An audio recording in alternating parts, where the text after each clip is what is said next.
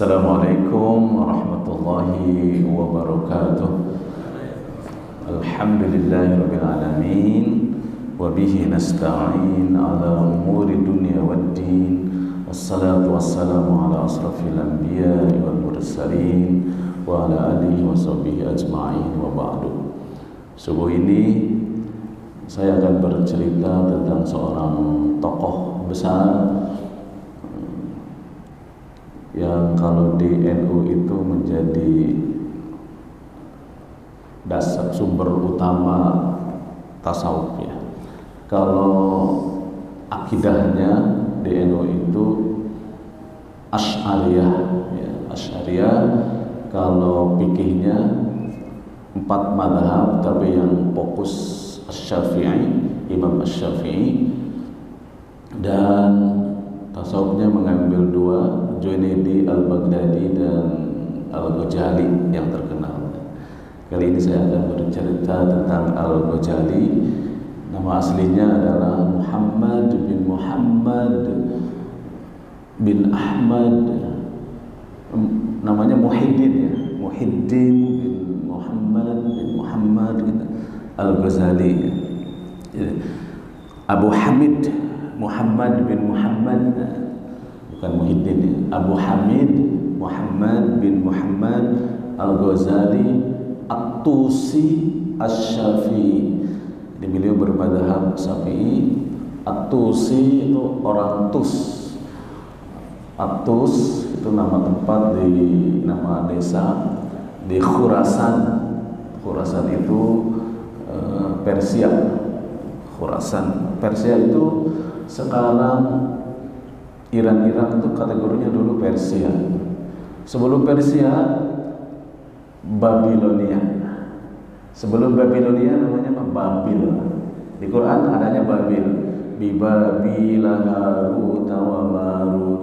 Babil, terus jadi Babilonia, terus jadi Persia, terus jadi Khurasan, Iran ya. Dulu nyatu itu kekuasaan kaum muslimin itu. Lahir pada zaman Daulah Abbasiyah.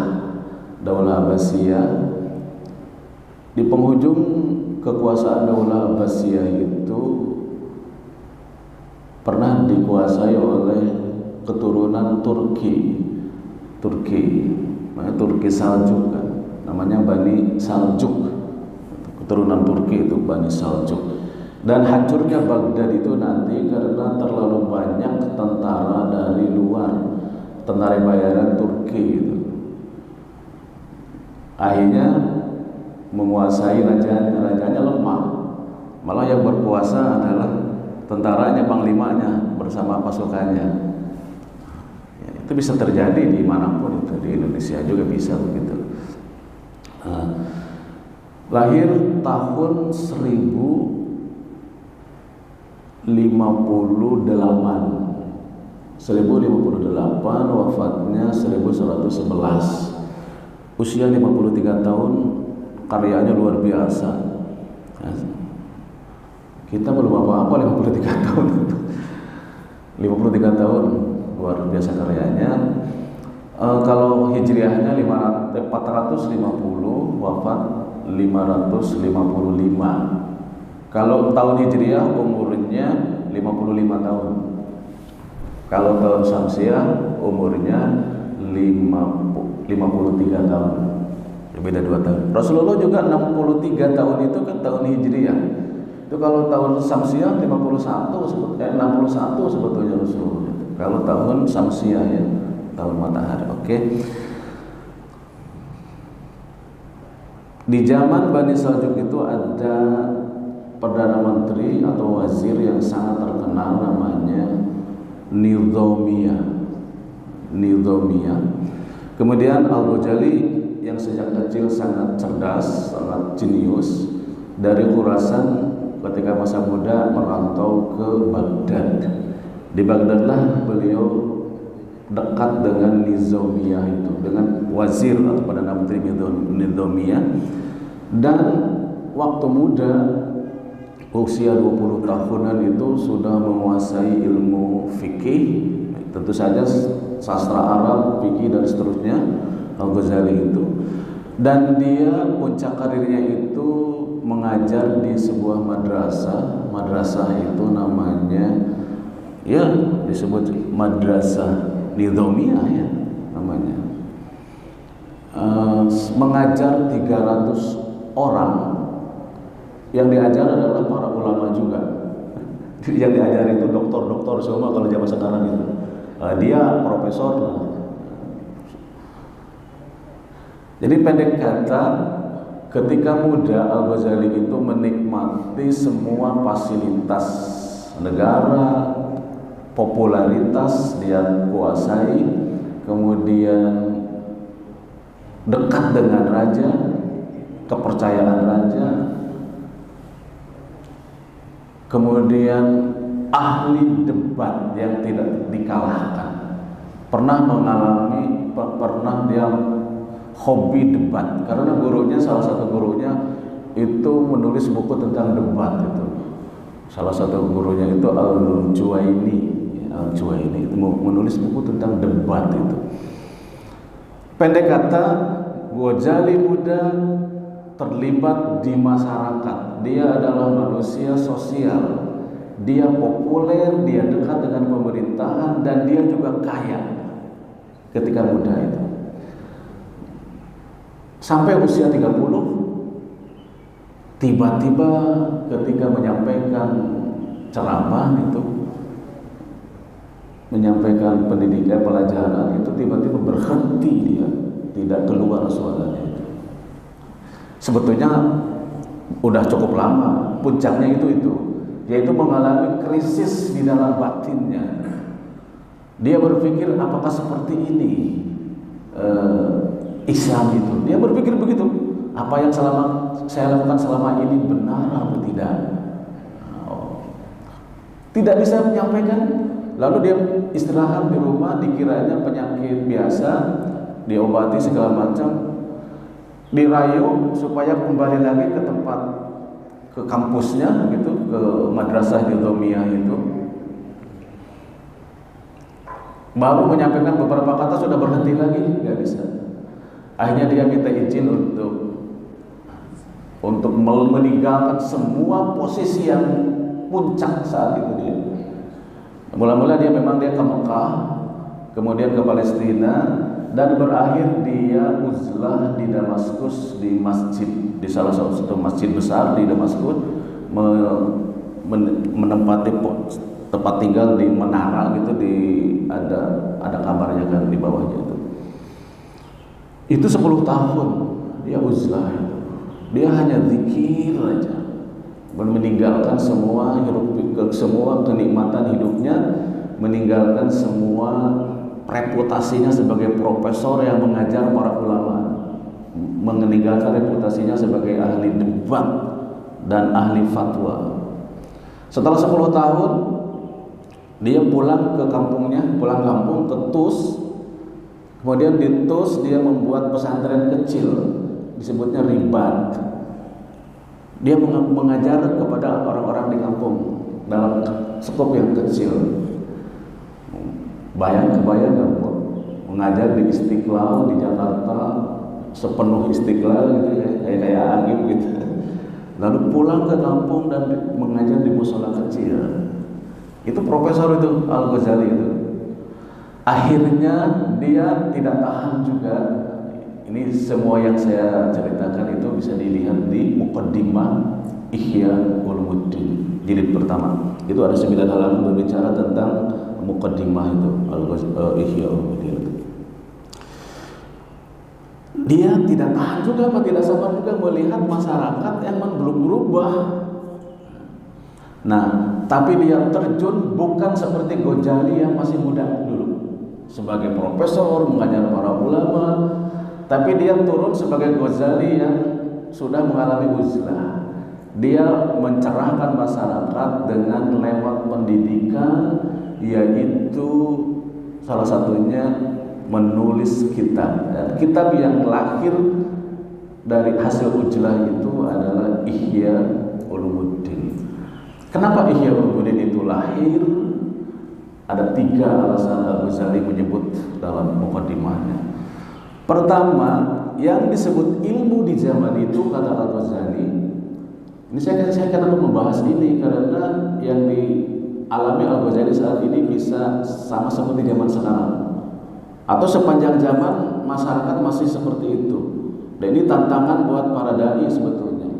Apa selama ini sudah benar, sudah on the right track atau tidak? Al-Ghazali menganggap roh agama di zaman itu sudah mati. Seperti Bung Karno dulu pernah mengatakan nih, berkali-kali, itu populer kalimat Bung Karno itu. Roh apinya Islam sudah mati. Saya lebih suka kepada apinya Islam daripada debunya Islam. Itu bisa dibaca di buku Bung Karno, ada 2 buku besarnya itu, di bawah bendera revolusi, itu buku keduanya. Kalau buku 1 lebih banyak kumpulan pidato-pidato Bung Karno di setiap tahun bulan Agustus. Tapi di buku keduanya adalah pemikiran visi Bung Karno itu di buku kedua. Itu saya banyak sekali menemukan kalimat apinya Islam, apinya Islam. Bung Karno itu jago, itu agamanya itu hebat, Pak. Karena dia menguasai sejarah dan dekat dengan tokoh-tokoh sejarah. Dekat itu Bung Karno itu. Jangan main-main itu Bung Karno itu. Dia berguru kepada Hasan yang sangat rasional, orang Persis di Bandung. Berguru dengan Pak Nasir juga sebetulnya sebagian. Diskusi lah sebagai teman diskusi yang akhirnya menjadi lawan politiknya. Kembali kepada Al-Ghazali. Bagi Al-Ghazali, masyarakat itu sedang mengalami kematian, bukan kematian jasmani, bukan kematian ilmu fikih, tapi roh agama itu sudah mati. Maka bukunya namanya Ihya Ulumuddin, menghidupkan kembali ilmu-ilmu agama. Karena menurutnya saat itu ilmu agama telah mati. Dia menyebut yang disebut ulama adalah warasatul anbiya. Oke? Warasatul anbiya itu pewaris nabi. Orang sebut sekarang ulama profetik. Profetik itu dari kata profet, nabi. Ulama profetik adalah ulama yang ilmunya itu diwarisi oleh para nabi, dari nabi. Nah, saudara yang dirahmati Allah, kenapa sudah mati? Kenapa Al-Ghazali menyimpulkan pada zaman itu ilmu-ilmu agama sudah mati sehingga harus dihidupkan dengan kitab Ihya Ulumuddin itu? Nanti juga Ihya Ulumuddin tidak lepas dari kritikan besar juga itu. Bahkan di sebuah daerah, di Spanyol kalau tidak salah itu ya, itu dibakar juga itu kitabnya, anti Ihya Ulumuddin itu. Nah, tapi itulah namanya dunia ilmu. Dia menyebut 3 alasan dianggap sudah mati. Ilmu pada zaman itu hanya 3 pada zaman itu yang kata Al-Ghazali. Yang sangat populer adalah ilmu fatwa. Yang disebut ilmu adalah tentang fatwa halal haram. Dan itu wilayah ahli fikih. Memang di zaman Abbasiyah itu ilmu fikih pernah mengalami primadona yang luar biasa. Kalau sekarang ilmu apa, Pak? Kedokteran apa yang primadona itu? Pokoknya yang kalau menguasai ilmu itu terkenal, kaya, dekat dengan kekuasaan. Itu yang terjadi. Ilmu fatwa kata dia itu halal haram, sehingga orang bertengkar antara madhab. Waktu itu yang paling sengit adalah Asy-Syafi'i dengan Hanafi, Abu Hanifah, Imam Hanafi dengan yang paling sengit di kota itu saat itu Hanafi dengan Asy-Syafi'i. Nah, pengikutnya itu gotok-gotokan gak karu-karuan itu, Pak. Itu gara-gara ilmu fikih itu. Nanti kayak yang kita bahas setiap Sabtu nanti bersama Ustaz Sarwat ya, di sini Sabtu pagi. Kita harus tahu itu kenapa terjadi madhab. Ilmu fatwa. Dan Al-Ghazali pernah mengalami itu, mempunyai ilmu fatwa itu, ilmu fikih. Kemudian yang kedua, ilmu itu pada zaman itu yang populer yang di atas itu ilmu debat. Siapa yang bisa mengalahkan debat itulah yang dianggap ulama, yang dianggap raja. raja di dunia ilmu pengetahuan, pendekar di dunia ilmu pengetahuan. Kalau buka YouTube, Bapak akan ketemu dengan pendekar-pendekar debat. Pendekar-pendekar debat itu. Baca ada di YouTube. Pendekar-pendekar debat itu dari Jawa Timur siapa, dari Jakarta siapa, dari Salafi siapa, dari Aswaja siapa. Seru juga sih menikmati debat-debat mereka. Jadi yang dialami oleh Al-Ghazali zaman itu sekarang ya juga seperti itu. Nggak pernah berubah, setiap zaman memang begitu. Yang disebut ilmu itu ilmu fatwa, ilmu fikih. Jadi orang yang tidak sama fikihnya dengan kita dianggap bukan saudara. Wah, keren. Kalau yang sama ibadahnya fikihnya ikhwan kita bilang. Kalau yang ibadahnya nggak sama, bukan ikhwan. Kan nggak benar begitu. Yang kunut atau nggak kunut ikhwan semua lah. Yang tahlilan, yang nggak tahlilan, yang ikhwan nggak bisa. Kepada yang satu bilang ikhwan, kepada yang satu enggak. 3, ini saya ingin menyampaikan, benar nggak zaman sekarang seperti itu? Yang ketiga, ilmu yang disebut ilmu zaman itu adalah ilmu retorika, ilmu khutbah, dakwah. Itu ilmu retorika, yaitu menyampaikan kalimat-kalimat, quote-quote indah yang bisa memukau orang dengan notasi-notasi, intonasi-intonasi yang luar biasa indah, sastrawan, sangat sastra, bersastra, bagi dalam bahasa Arabnya. Itulah yang populer, dan saya kira sekarang itu yang ada. Yang disebut ilmu adalah fikih. Yang disebut ilmu adalah jago debat, yang namanya ulama debat itu dari Ciputat siapa? Saya nggak usah sebut nama lah, Bapak tahu sendiri. Dari Jawa Timur siapa?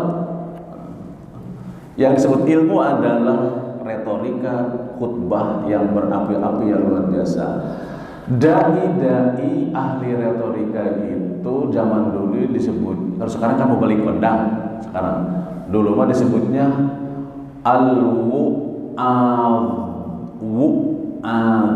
jamak dari mau'id.